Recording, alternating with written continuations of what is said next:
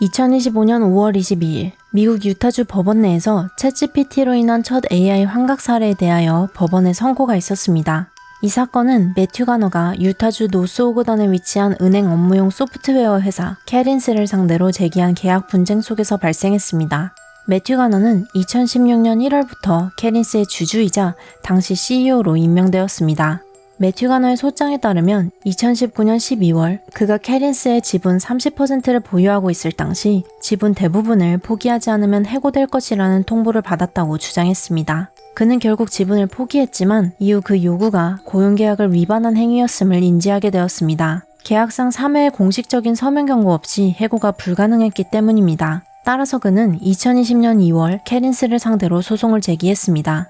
이에 대해 캐린스 측은 매튜의 주장을 부인하며 소송 기각을 요청했고 매튜가 이 소송을 제기한 것이 오히려 계약 위반이라고 주장했습니다. 이러한 법적 공방이 오가던 중 2025년 2월 18일 매튜 가너 측에서 중간항소 청원서가 제출되었습니다.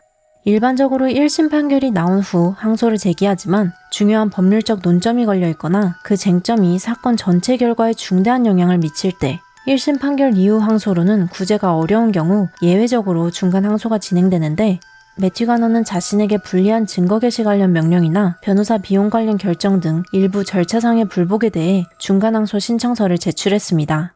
그런데 이 신청서를 준비하는 과정에서 매튜 가너의 변호인단이 AI를 사용했고 AI가 존재하지 않는 판례를 인용했습니다. 이를 발견한 캐린스 측이 3월 AI가 생성한 허구 인용이라고 반박 의견서를 제출했습니다. 그리고 이에 대하여 4월 22일 사유 제출 명령 심리를 위한 청문회가 열렸습니다. 매튜 가너의 변호를 맡던 더글라스 더베이너 변호사와 리차드 베드나 변호사를 변호하기 위해 매튜 버넥 변호사가 법정에 섰습니다. This filing was a serious mistake.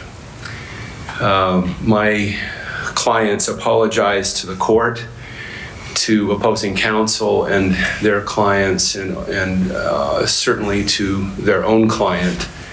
They are embarrassed about this. They are disappointed in themselves and in the failure of their normal process that led to the filing of this petition. I'd like to explain what we think happened here and what the firm has done to measures it's taken to make sure it doesn't happen again. And if I may, I'd like to add a little bit of background about Mr. Durbano and Mr. Bednar that leads up to the filing of the petition. Doug Durbano has practiced law in the state of Utah since 1984, and during that entire time has been a member in good standing of the Utah State Bar Association. Mr. Durbano had little, if any, involvement with this petition for interlocutory appeal. He's, of course, been involved in the underlying case. Doug was involved in a car accident on February 12th of this year, and for the next week or so was in the hospital recovering and out of the office, returned to work on February 19th. This petition was filed on February 18th. It bears his name, but it does not bear his signature. Richard Bednar is the attorney responsible for approving, signing, and filing the petition. Richard graduated from BYU Law School in 1989. He then clerked for 2 years in Washington, D.C. at the U.S. Court of Appeals for Veterans Claims, and then remained a staff attorney with that court for about 15 years and ultimately returned to Utah in private practice. Because of his involvement in the court system, he has a deep understanding and commitment to the accuracy of court filings. He has never used AI to generate a brief or to generate case citations, with the exception of the LexisNexis AI tool. But his practice has always been to review and approve cases before they are cited in any filing with the court. That didn't happen here in this instance. What happened here was that Richard asked a law clerk in their office to prepare the initial draft of this petition. Richard then did some work on it, and he and the law clerk exchanged drafts back and forth as those things go. And ultimately it was filed. He did ask that those case citations be checked and later learned that didn't happen. But Richard did not do that himself. He does not point fingers at others. I'm simply trying to add context. He takes responsibility for this. He is the licensed lawyer who signed the petition and it was filed with the court. So do I infer then that it was the law clerk who used 챗GPT to generate some portion of the filing? Yes, that's correct. That's correct. Is the law clerk licensed to practice law? No. No, and that's why I say Richard takes responsibility. He's the one who is licensed. They work together on the document, of course, but ultimately the lawyer who signs and files it is the one responsible. We all know that. And Richard's not trying to hide from that responsibility today. Was Mr. Bednar aware that 챗GPT was being used to draft the petition? No, he was not. And thank you for that question. I began by saying this was a serious mistake, and it was, but it was a mistake. It was not knowing. I don't believe it even satisfies the standard for recklessness. He did not know that AI had been used to generate anything in connection with the brief until after the fact, when they went back to try and reconstruct what had happened here, and then learned that yes, it had been. And were there any conversations at any point prior to this brief being drafted about the use of AI in their practice and at their firm by this law clerk or any other employees? To my knowledge, no. I don't think I've asked that specific question. But I've certainly asked that question about, going forward, and that AI was used. We acknowledge that in the generation, but I don't believe that Richard or Doug knew that in the drafting stage before it was filed. And I'm asking more generally, did the firm have a policy, maybe something less formal than a policy for their employees about using AI or 챗GPT to generate work product? I don't believe so. And I can stop to ask my clients specifically if you would like, but we've had a number of discussions and they haven't mentioned that to me, so I don't believe that was any kind of a policy. I can tell you there is a policy now.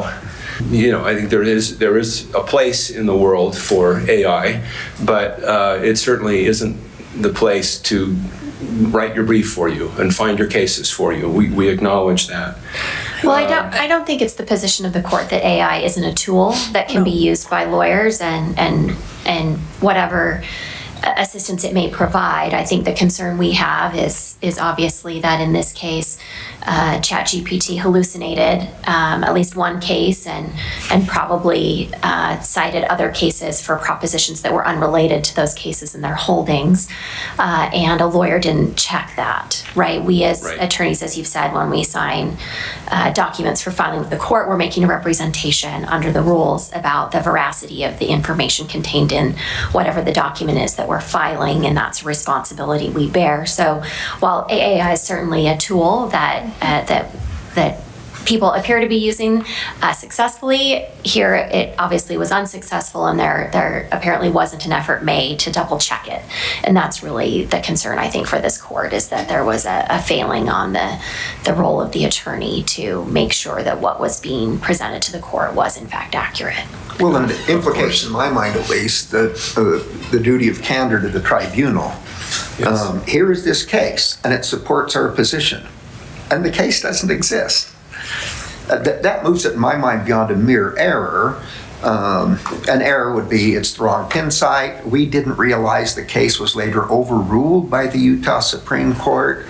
There are, I was going to say 1,000, that's an exaggeration. There are a bunch of cases in Utah called State versus Carter. Quite by accident, we cited the wrong State versus Carter. That's our error.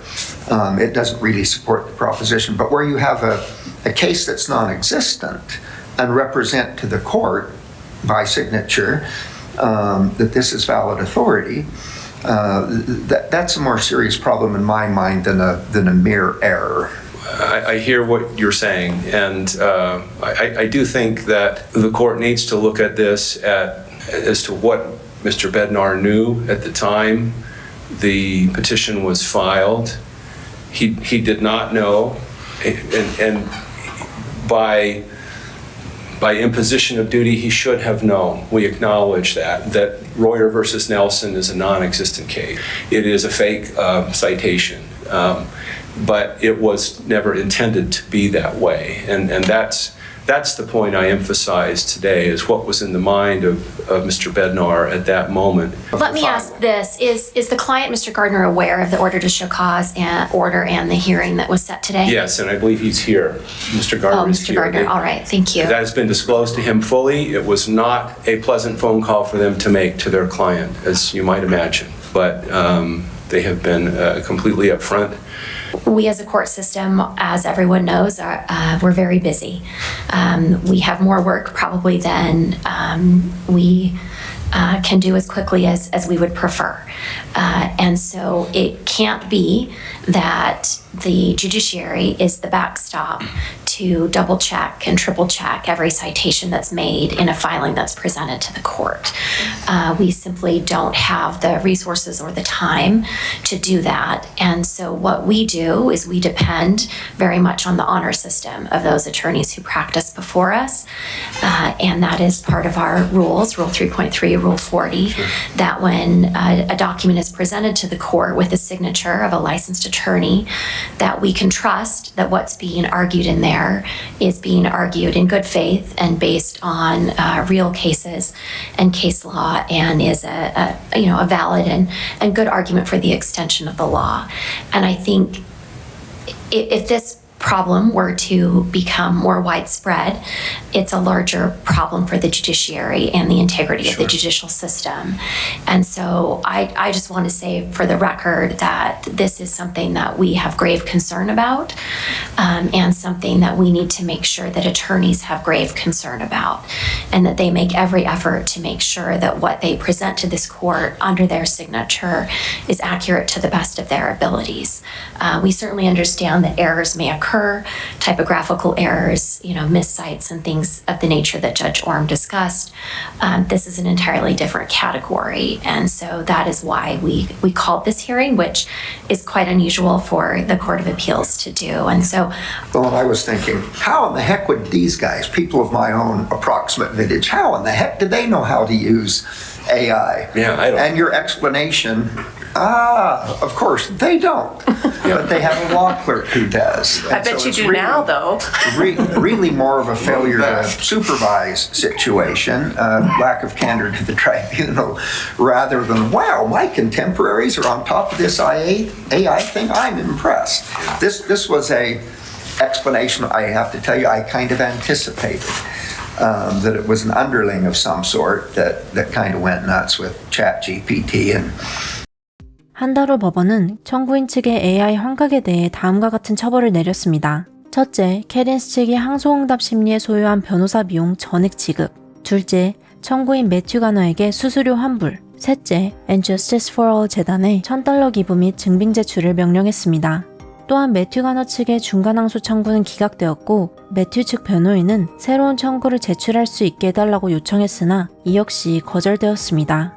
따라서 이 사건은 항소가 제기되지 않은 상태로 원심 재판이 계속 진행될 예정입니다. 한 인터뷰에서 베드나 변호사는 해당 법률 서기는 로스쿨 졸업생이며 과거 라이센스를 받았고 현재는 해고되었다고 밝혔습니다.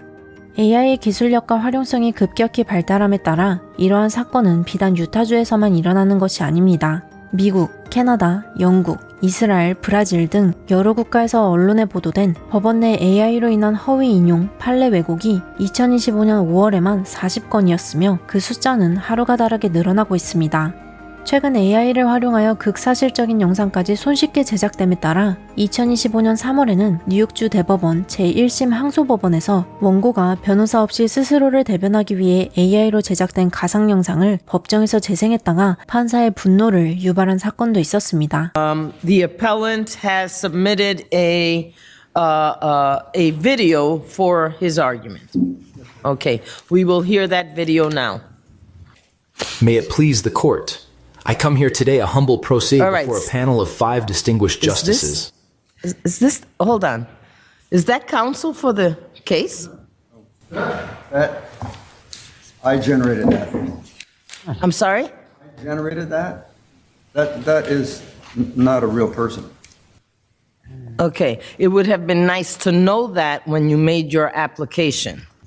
You did not tell me that, sir. I received the application. And you have appeared before this court and been able to testify verbally in the past. You have gone to my clerk's office and held verbal conversations with our staff for over 30 minutes, okay? I don't appreciate being misled. So either you are suffering from an ailment that prevents you from being able to articulate, or you don't. You are not going to use this courtroom as a launch for your business, sir. So if you are able to shut that off. If you want to have oral argument time, you may stand up and give it to me. You have 5 minutes. 어떻게 정의하느냐에 따라 다소 차이가 있을 수 있으나 인간보다 나은 인공지능의 도래 시기에 대해 AI 산업을 리드하고 있는 11명의 전문가들은 그 시기가 평균적으로 앞으로 다가올 5년 이내라고 전망하고 있습니다. AI는 이제 수사뿐만 아니라 판례를 찾고 재판을 준비하며 법적 근거를 제시하는 데까지 활용되고 있습니다. 방대한 데이터를 단숨에 분석해 단서를 제공하고 복잡한 법리 구조를 정리해주는 기술은 분명 우리에게 큰 도움이 됩니다. 그러나 정의를 실현하는 최종 판단은 여전히 인간의 몫입니다. 기술에 맹목적으로 의존하는 소비자가 아니라 그 기술이 공정하게 작동하도록 감시하고 책임질 줄 아는 주체로 남는 것, 그것이 지금 우리에게 주어진 과제가 아닐까 싶습니다.